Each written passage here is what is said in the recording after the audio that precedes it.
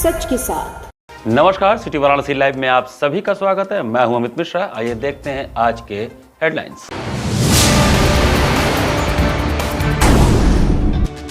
दालमंडी चौड़ीकरण अभियान के तहत लंगड़े हाफिज मस्जिद में ध्वस्तीकरण का काम शुरू, भारी पुलिस बल की रही तैनाती।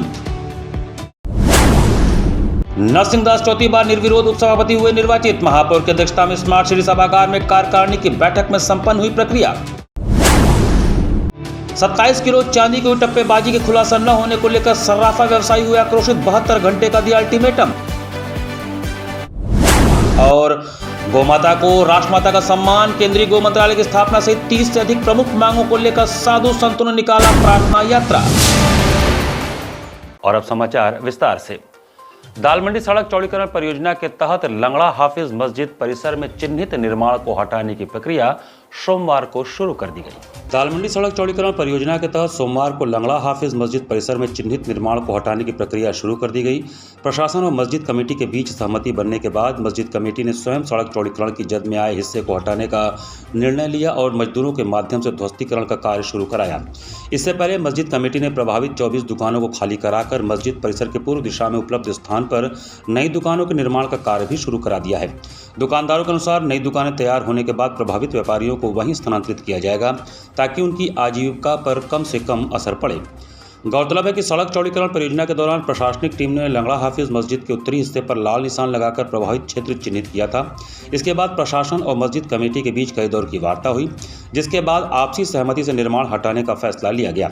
यह पहली मस्जिद नहीं है जिसने परियोजना में सहयोग करते हुए स्वयं निर्माण हटाया। इससे पहले करीमुल्ला बेग मस्जिद, निसारन मस्जिद, अली रजा खान मस्जिद, संगमरमर मस्जिद और रंगीले शाह मस्जिद कमेटियां भी अपने मजदूरों के माध्यम से सड़क चौड़ीकरण की जद में आए हिस्सों को हटाकर बाद में नवीनीकरण का कार्य करा चुकी हैं। प्रशासन का कहना है कि दालमंडी सड़क चौड़ीकरण परियोजना के तहत प्रभावित धार्मिक स्थलों और व्यापारियों के साथ आपसी सहमति बनाकर कार्य कराया जा रहा है ताकि विकास कार्य समय पर पूरा हो सके और किसी भी प्रकार का विवाद उत्पन्न न हो। दालमंडी जो चौड़ीकरण होना है उसमें जो डिमोलिशन पहला स्टेज है वो लगभग कंप्लीट होने वाला है। कुल अगर भवन की बात करें 181 भवन, 6 धार्मिक स्थल, उसमें से 175 भवनों पे कार्य शुरू हो चुका है।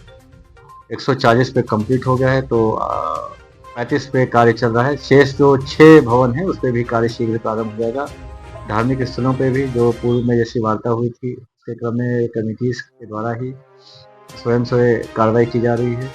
पर्याप्त सिक्योरिटी पॉइंट ऑफ व्यू से व्यवस्थाएं की गई हैं। फोर्स का डिप्लॉयमेंट, पीएसी, पैरामिलिट्री, लोगों के मूवमेंट को कंट्रोल करने के लिए बैरिकेडिंग की गई है, डाइवर्जेंस किए गए हैं। ये सिस्टम से अनाउंसमेंट भी लगातार किया जा रहा है और ड्रोन से भी मॉनिटरिंग की जा रही है। गोविंदपुरा क्षेत्र में 16 जुलाई को सर्राफा व्यापारी के कर्मचारी से हुई 27 किलो चांदी की टप्पेबाजी की घटना का अभी तक खुलासा न होने से सर्राफा व्यापारियों में जबरदस्त आक्रोश है। विगत 16 जुलाई को चौक थाना क्षेत्र के गोविंदपुरा में सर्राफा व्यापारी के कर्मचारी से हुई 27 किलो चांदी की टप्पेबाजी की घटना के खुलासा एवं माल बरामदगी न होने से सोमवार को 11वें दिन सर्राफा व्यापारी ज्यादा आक्रोशित रहे। सोमवार की शाम आज भैरव स्थित अग्रवाल धर्मशाला में वाराणसी सर्राफा एसोसिएशन की आपात बैठक आहूत की गई। बैठक में आक्रोशित व्यापारियों ने कहा कि घटना के 10 दिन बीत जाने के बाद आज 11वें दिन भी पुलिस कोई खुलासा नहीं कर पाई। अगर किसी के पास चेरी स्नैचिंग का मामला होता है, किसी के साथ लाख, 2 लाख, 5 लाख वगैरह घटनाएं होती हैं तो पुलिस तत्काल खुलासा कर देती है, परंतु सर्राफा व्यापारी के 60 लाख रुपए की चांदी की हुई टप्पेबाजी की खुलासा न करने से बनारस में व्यापार करने वाले बाहर से आने वाले व्यापारी भी भयभीत हैं, जिससे व्यापार चौपट हो रहा है। एसोसिएशन के वरिष्ठ संरक्षक प्रद्युम्न अग्रवाल की अध्यक्षता में हुई बैठक में सर्वसम्मति से निर्णय लिया गया कि बैठक के पश्चात हम सभी व्यापारी चौक थाने चलकर अपनी बातों को रखेंगे। सभा का संचालन एसोसिएशन के महामंत्री रवि सर्राफ ने किया। चौक थाने पर सभी सर्राफा व्यापारी के पहुंचने के पश्चात थानाध्यक्ष ने अपनी बात रखते हुए कहा कि पुलिस की टीम अपनी काम कर रही है, कुछ गिरफ्तारियां हुई हैं और बहुत ही जल्द हम खुलासा करेंगे। बावजूद इसके व्यापारियों ने कहा कि 72 घंटे में अगर माल बरामदगी नहीं होता है और अपराधी नहीं पकड़े जाते हैं तो सर्राफा व्यापारी अपने प्रतिष्ठान को बंद कर सड़क पर उतरने को बाध्य होगा। इस दौरान मुख्य रूप से प्रद्युम्न अग्रवाल, संजय अग्रवाल, शशि वर्मा, विनय सोनी, अरुण सोनी, सुरेश चंद्र वर्मा, विष्णु दयाल, सोनू सेठ, किशोर सेठ, पंकज सर्राफ, जनार्दन वर्मा, प्रधान आशुतोष पांडे, किशन सेठ, शुभम सेठ सहित बड़ी संख्या में लोग मौजूद रहे। के बाद निर्णय लिया गया कि चल करके थाना से मिला जाए, अपने थाना क्षेत्र में थाना अध्यक्ष से मिल करके एक क्लियर किया जाए कि क्या स्थिति है, लूट की घटना जो हुई है उसका खुलासा होगा, अन्यथा नहीं भी होगा तो हम लोग पूरे करीब सैकड़ों की संख्या में व्यापारी लोग आए और आकर के साहब से बात किए। थाना अध्यक्ष जी का कहना है कि निश्चित तौर पे खुलासा होगा, लेकिन इसमें समय लगेगा। तमाम बातों के साथ निर्णय ये हुआ कि हम लोग 72 घंटे का फिर जो है समय देते हैं कि 72 घंटे के अंदर इस लूट के खुलासा को हो जाए तो अच्छी बात है, अन्यथा व्यापारी मजबूर होकर के रोड पे निकलने पर मजबूर होगा और रोड पे निकल करके अनशन अथवा चक्का जाम करने का भी काम कर सकता है। क्योंकि सावन का महीना है, अगर ऐसा हुआ तो निश्चित तौर पर पूरे बनारस अस्त व्यस्त हो जाएगी। इसीलिए हम अनुरोध भी करते हैं शासन से कि जितना जल्दी हो सके इस घटना को खोलने का कार्य किया जाए। गौ सम्मान आवाहन अभियान के तहत संत समाज द्वारा रविवार को शिवपुर से जिला मुख्यालय तक भजन कीर्तन के साथ प्रार्थना पदयात्रा निकाली गई। गौ सम्मान आवाहन अभियान के तहत समाज ने शिवपुर के पुरानी चुंगी से जिला मुख्यालय तक भजन कीर्तन के साथ बुलडोजर पदयात्रा निकाला। पदयात्रा में बड़ी संख्या में संत बटुक और गौ भक्त शामिल हुए। बुलडोजर पर लगे बैनर और पोस्टर लोगों के आकर्षण का केंद्र रहे। संतों ने गौ हत्या निषेध के लिए केंद्रीय कानून बनाने, गौ माता को राष्ट्रमाता का दर्जा देने और केंद्रीय गौ मंत्रालय की स्थापना सहित 30 सूत्रीय मांगों को लेकर जिलाधिकारी के माध्यम से राष्ट्रपति, प्रधानमंत्री, राज्यपाल और मुख्यमंत्री के नाम ज्ञापन सौंपा। गौ को राष्ट्रमाता घोषित करने के लिए और अपने भारत में कहीं भी गौ का वध ना हो, उसके लिए हम लोग अपना जो भी है एजेंडा या मुरमुंडा या जो भी है हम लोग लेके आए हैं और गौ माता राष्ट्रमाता घोषित हो, उसी के लिए हम लोग आज यहाँ आए हैं और डीएम साहब को पत्रक देना चाहेंगे। आज आप लोग पूरे समूह के साथ है पुरातन देश में आए हैं, आज यहाँ के महाराज जो है आपको बस हम लोग का एक ही है, शांतिपूर्वक तरीके से अपनी बात को रखने आए हैं। इस बात को आगे उच्च अधिकारी तक पहुँचाई जाए, फिर इसके बाद में राष्ट्रपति के पास पहुँचे, प्रधानमंत्री जी के पास पहुँचे, मुख्यमंत्री जी के पास पहुँचे, तमाम लोगों के पास पहुँचे और जल्दी से जल्दी गौ माता को राष्ट्रमाता घोषित की जाए। माता को राष्ट्रमाता घोषित करें और ऐसी कानून ले आएं जो कि अब गौ माता का रक्त इस भारत भूमि पर नहीं गिरना चाहिए। ऐसी कानून हो जो कोई छू तक ना सके गौ माता को लेकर। इसी को लेकर के आज पूरे भारत में संत समाज के नेतृत्व में गौ भक्त सनातनी समस्त जो है हर जिलों में डीएम को पत्रक दे रहे हैं और जो हम लोगों ने 25 से 30 करोड़ दस्तखत करवाए हैं तो उन दस्तखतों का भी कॉपी उनको सौंपी जाएगी। राष्ट्रपति, प्रधानमंत्री, मुख्यमंत्री के माध्यम से यह उनको ज्ञापन, डीएम के माध्यम से उनको ज्ञापन दिया जाएगा कि गौ माता को राष्ट्रमाता घोषित करें। अभी पूरे भारतवर्ष में लगभग 25 करोड़ हस्ताक्षर हुए हैं और तब तक तहसील में और डीएम तक और बड़े बड़े अधिकारियों तक वो हस्ताक्षर पहुंचाया गया है। हम लोग मांग करते हैं कि गाय को राष्ट्रमाता के रूप में स्थापित किया जाए।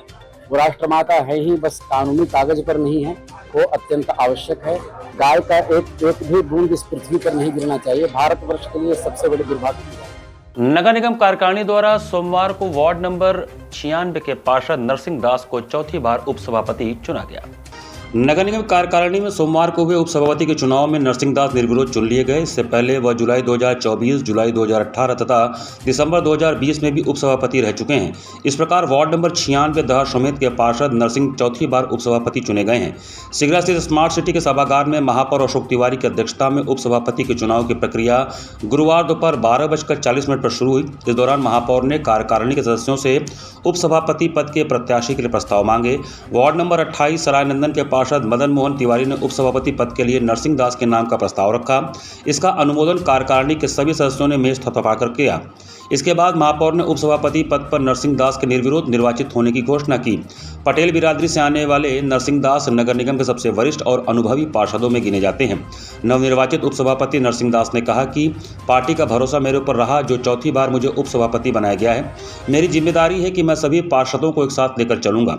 मेरी पहली प्राथमिकता है कि शहर में जनता को कोई समस्या न हो। मैं सभी पार्षदों को साथ लेकर निष्पक्ष व ईमानदारी से कार्य करूंगा ताकि शहर की जनता को किसी प्रकार की समस्या का सामना न करना पड़े। संचालन संयुक्त नगर आयुक्त कृष्ण चंद ने किया। बैठक में नगर आयुक्त हिमांशु नागपाल, कार्यकारिणी सदस्यों में प्रवीण राय, मदन मोहन तिवारी, अशोक मौर्य, माधुरी सिंह, सुशीला इंदिरा रानी, राज कपूर चौधरी, गोविंद प्रसाद सिंह, संजय कुमार केशरी, बलराम कन्नौजिया, संदीप रघुवंशी सहित अन्य लोग उपस्थित रहे। भारतीय सब्जी अनुसंधान संस्थान द्वारा 5 दिवसीय मशरूम एवं मधुमक्खी पालन, उत्पादन, प्रसंस्करण एवं विपणन कार्यक्रम का शुभारंभ किया गया।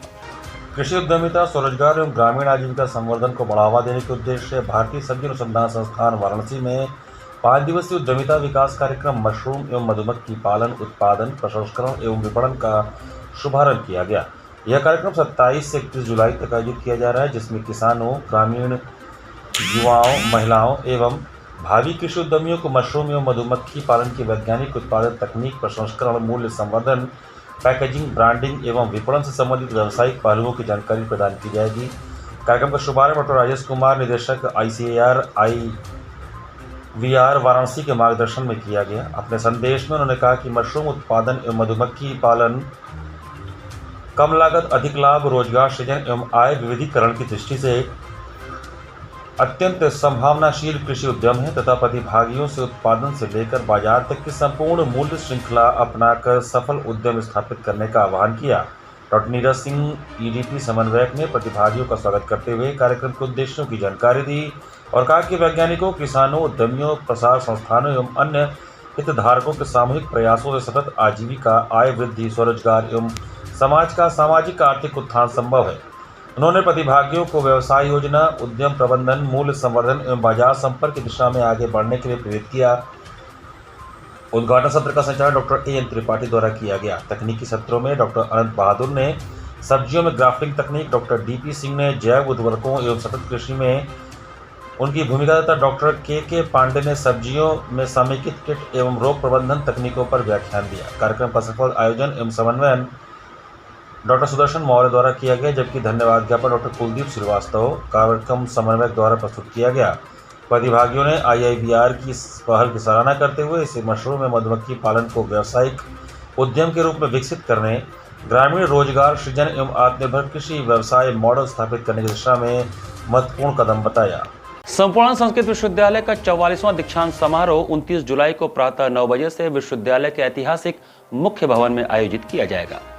भारतीय ज्ञान परंपरा, संस्कृति और शैक्षिक उत्कृष्टता के गौरवशाली समन्वय का साक्षी बनने जा रहा संपूर्ण संस्कृत विश्वविद्यालय वाराणसी का 44वां दीक्षांत महोत्सव आगामी 29 जुलाई को प्रातः 9 बजे विश्वविद्यालय के ऐतिहासिक मुख्य भवन में भव्य एवं गरिमामय वातावरण में होगा। समारोह की अध्यक्षता उत्तर प्रदेश की महामहिम राज्यपाल एवं विश्वविद्यालय कुलाधिपति श्रीमती आनंदीबेन पटेल करेंगी।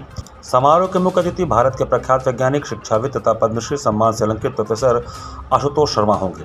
विशिष्ट अतिथि के रूप में उत्तर प्रदेश सरकार के उच्च शिक्षा मंत्री योगेंद्र उपाध्याय तथा उच्च शिक्षा राज्य मंत्री रजनी तिवारी समारोह की गरिमा बढ़ाएंगी। विश्वविद्यालय के कुलपति प्रोफेसर बिहारीलाल शर्मा विश्वविद्यालय की वार्षिक प्रगति एवं उपलब्धियों का प्रतिवेदन प्रस्तुत करेंगे तथा कुल सचिव राकेश कुमार समारोह की औपचारिक कार्यवाही संपन्न कराएंगे। वर्ष 1791 में स्थापित संस्कृत महाविद्यालय से प्रारंभ हुई इस संस्थान की गौरवपूर्ण यात्रा वर्ष 1958 में वाराणसी संस्कृत विश्वविद्यालय तथा 1973 में संपूर्णानंद संस्कृत विश्वविद्यालय के रूप में विकसित हुई।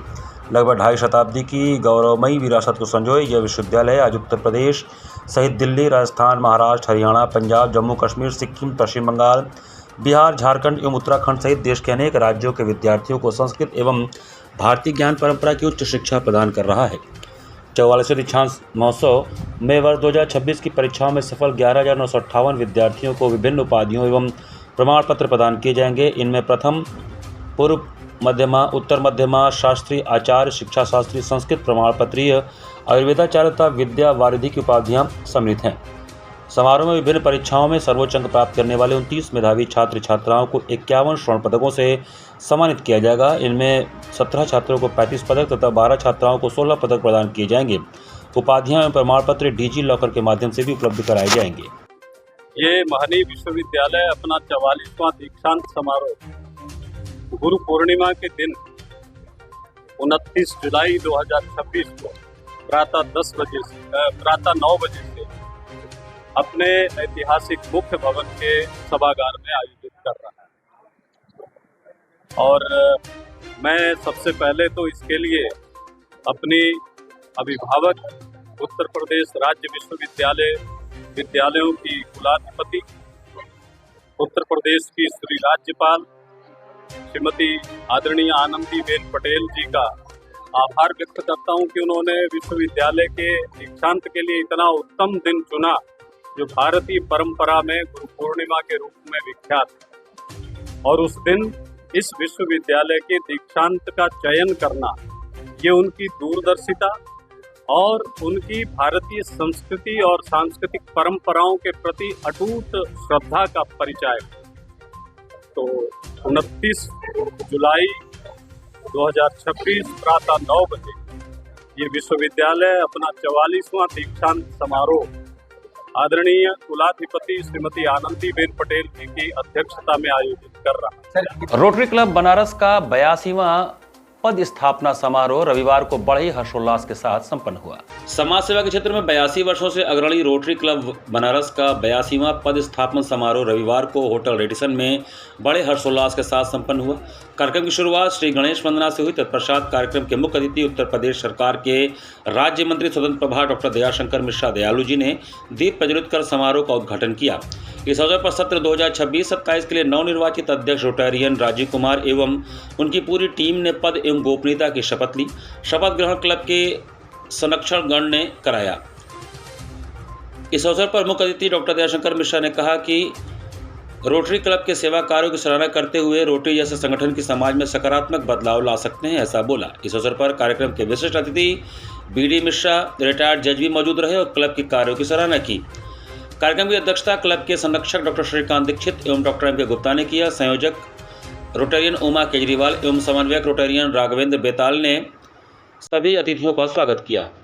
रोटरी एक ऐसी संस्था है जो दुनिया में अपनी सेवा के लिए, अपने लोगों समाज के लिए जाने जाने वाली संस्था है। तो मैं बहुत कार्यक्रमों में गया, इनके बीच में जाना, इन लोगों से मिलना अच्छा लगता है कि अपने लिए जीना तो दुनिया जीती है, लेकिन अपनी ज़िंदगी के साथ साथ जब आप समाज के लिए जीते हैं, दुनिया के दुख दर्द के भागीदार बनते हैं, लोगों की पीड़ा को भी अपने आप में महसूस करते हैं, तब एक सच्चा रोटेरियन मेरी निगाह में वही होता है जो कि इन सारी चीज़ों को करते हुए अपने कार्यकाल को एक टीम, मुझको लगता है कि आज के ऐसे फंक्शन में एक नई टीम जुड़ती है और पुराने लोग आज विदा होते हैं।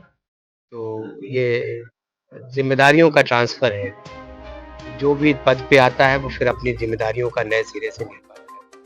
यहाँ पर वक्त तो चला है छोटे से ब्रेक का। बने रहिए सिटी वाराणसी लाइव के साथ। वाराणसी लाइव, सच के साथ।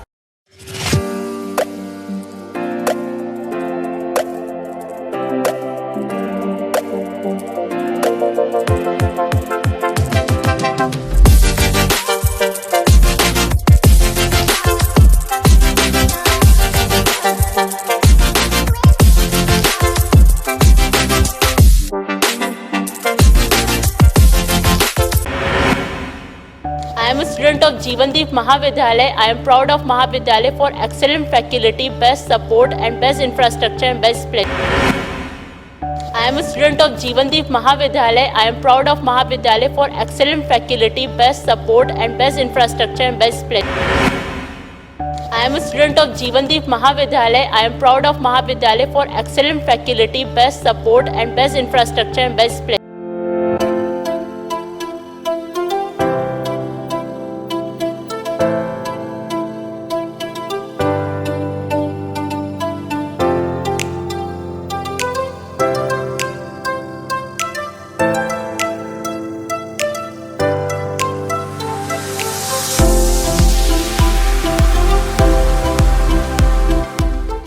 माता पिता का सपना होता है अपने बच्चे को ऐसी शिक्षा देना जो सिर्फ किताबों तक सीमित ना हो, बल्कि उसे एक बेहतर इंसान बनाए।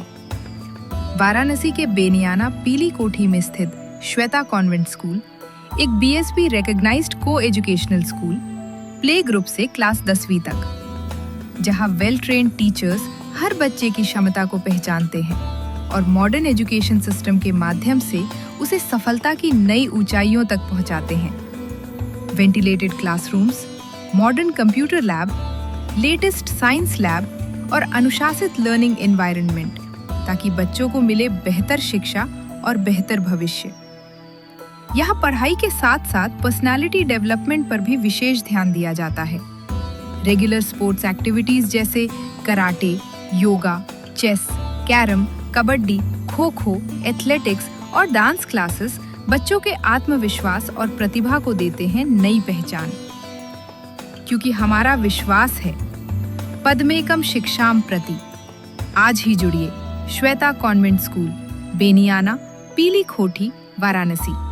कॉल नाउ 979-203-5713 और 70-529-16706। वाराणसी लाइव, सच के साथ। ब्रेक के बाद आपका स्वागत है।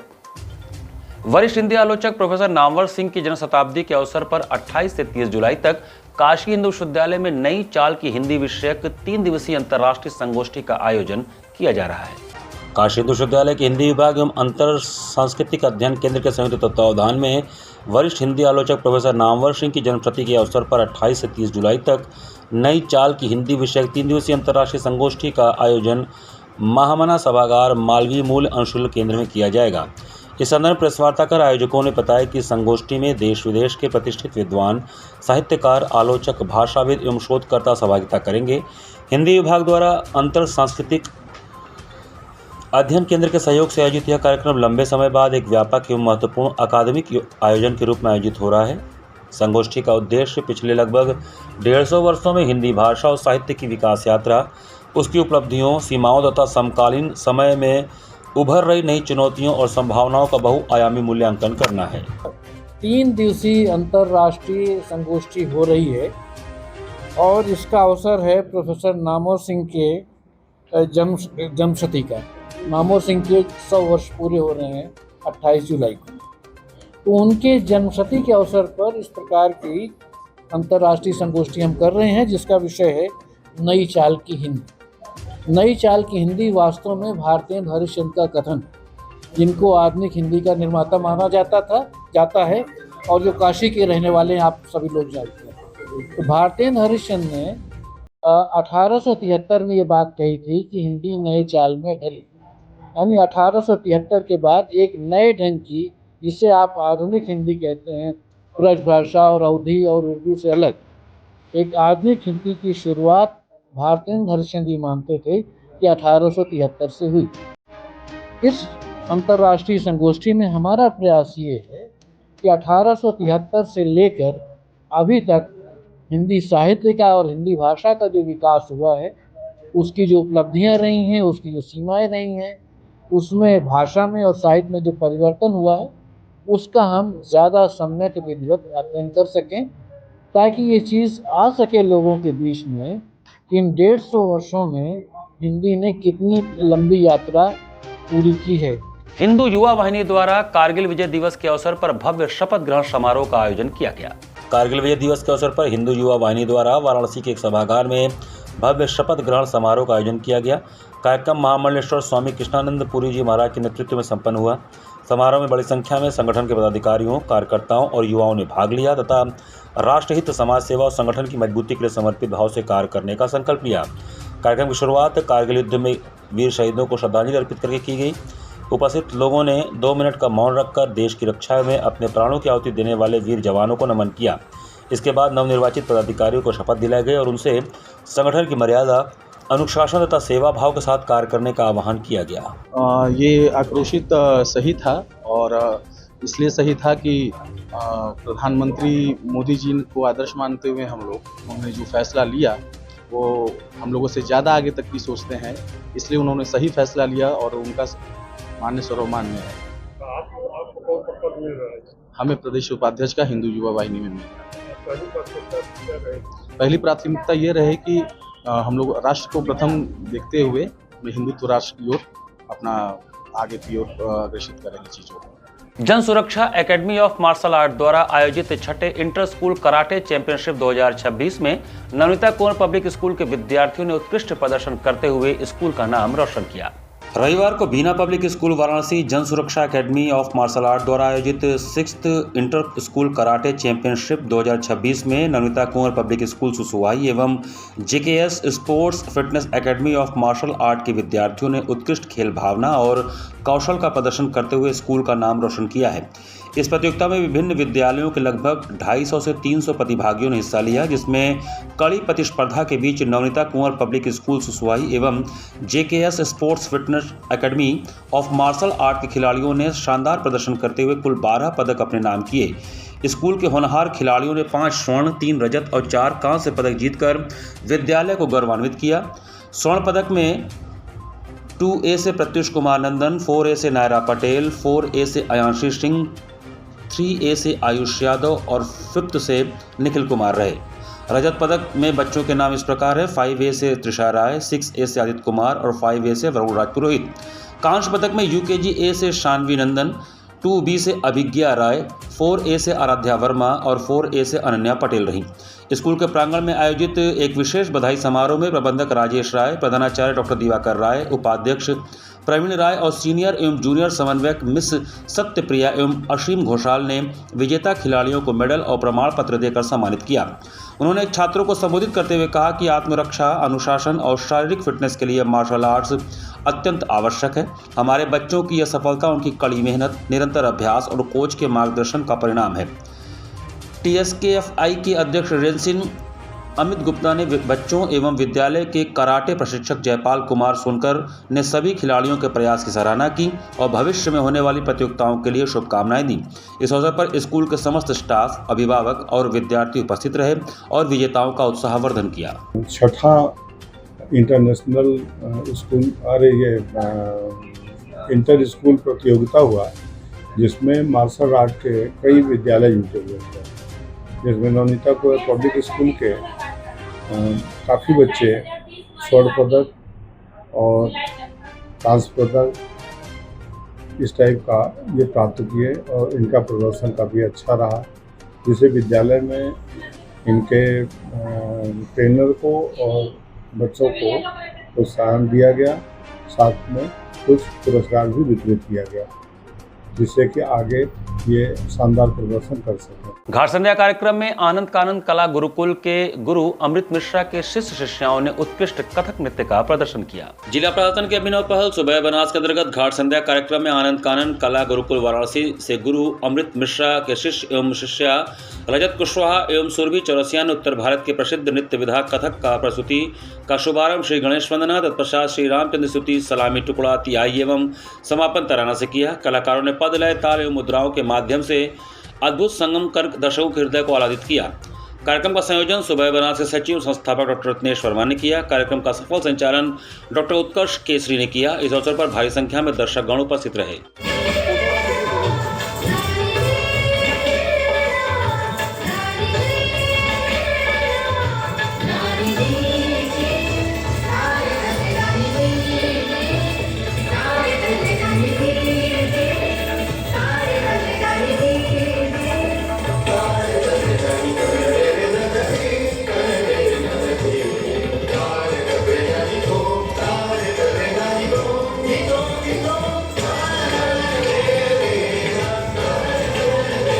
गेल गैस लिमिटेड वाराणसी द्वारा सोमवार को फ्री CNG प्रमोशनल स्कीम 2.0 का शुभारंभ किया गया। स्वच्छ, हरित एवं पर्यावरण अनुकूल ऊर्जा के प्रसार की दिशा में एक और महत्वपूर्ण कदम उठाते हुए गेल गैस लिमिटेड वाराणसी ने सोमवार को फ्री CNG प्रमोशनल स्कीम 2.0 का शुभारंभ किया। यह विशेष योजना वाराणसी के नागरिकों को CNG आधारित वाहनों को अपनाने के लिए प्रोत्साहित करेगी तथा शहर में स्वच्छ परिवहन व्यवस्था को बढ़ावा देने में महत्वपूर्ण भूमिका निभाएगी। इस योजना का शुभारंभ पंचानन हल्दर, मुख्य महाप्रबंधक नोएडा द्वारा किया गया, जो गेल के 6 सिटी गैस डिस्ट्रीब्यूशन व्यवसायों का नेतृत्व करते हैं। इस अवसर पर गेल के कई वरिष्ठ अधिकारी उपस्थित रहे, जिनमें निखिल कुमार महाप्रबंधक मार्केटिंग, सुशील कुमार महाप्रबंधक वाराणसी, नवाजिस अली अंसारी उप महाप्रबंधक परियोजनाएं, प्रवीण कुमार सिंह मुख्य प्रबंधक स्टील, चंदन कुमार मुख्य प्रबंधक ऑपरेशन एवं मेंटेनेंस, चंद्रकांत टंडन वरिष्ठ प्रबंधक मार्केटिंग, देवाशीष साहू वरिष्ठ अधिकारी मार्केटिंग तथा चंद्रशेखर रेड्डी वरिष्ठ अभियंता ऑपरेशन एवं मेंटेनेंस शामिल थे। कार्यक्रम में वाराणसी के प्रमुख ऑटोमोबाइल डीलर्स, बस एवं ट्रक एसोसिएशन के प्रतिनिधियों, व्यावसायिक वाहन संचालकों तथा मीडिया प्रतिनिधियों ने उत्साहपूर्वक भाग लिया। इस अवसर पर Maruti Suzuki, Tata Motors, Hyundai, force Motors, Bajaj auto एवं पियाजियो जैसी प्रतिष्ठित ऑटोमोबाइल कंपनियों के प्रतिनिधि भी उपस्थित रहे।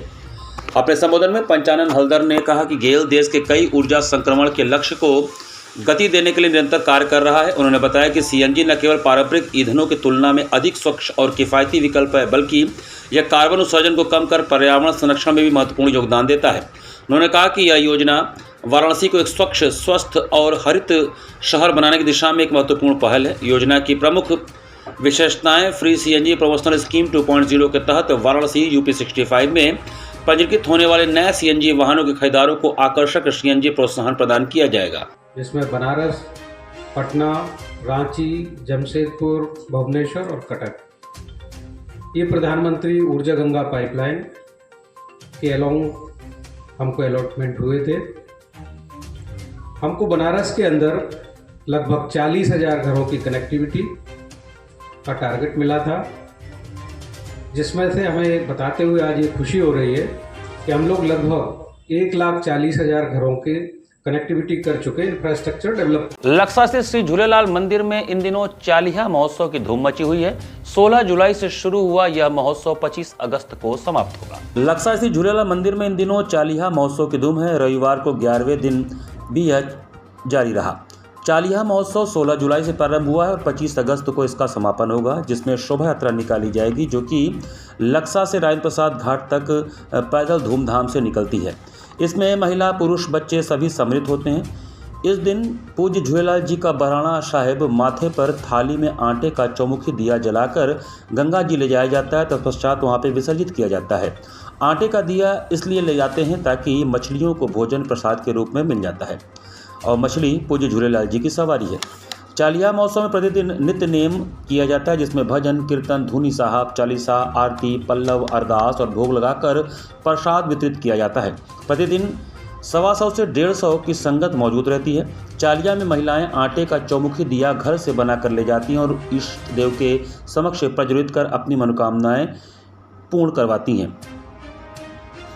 यह धार्मिक आयोजन पूज्य झूलेलाल भक्त सेवा समिति के तत्वावधान में मनाया जाता है। समिति के 10-12 सेवा करने वाले लोग व्यवस्था व चालिहा को संपूर्ण कराते हैं, जिसमें मुख्य रूप से सतीश छाबड़ा, अनिल महाराज, मुस्कान शर्मा, अमृता अठवानी, मोनिका अठवानी इत्यादि हैं। चालिहा महोत्सव पूज्य झूलेलाल मंदिर लक्सा में मनाया जाता है। दिन का व्रत नित्यनेम चलता है। शाम 5:30 बजे से 7 बजे तक प्रतिदिन भजन कीर्तन, धुनी साहब, चालीसा, आरती, पल्लव, अरदास, उसके बाद प्रसाद के रूप में जो भी भक्तगण चढ़ाते हैं वो वितरित किया जाता है।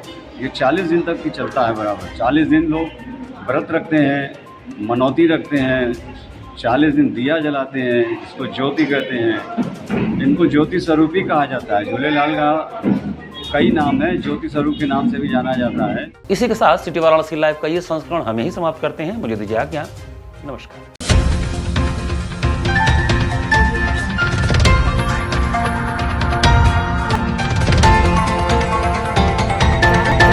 लाइव सच के साथ।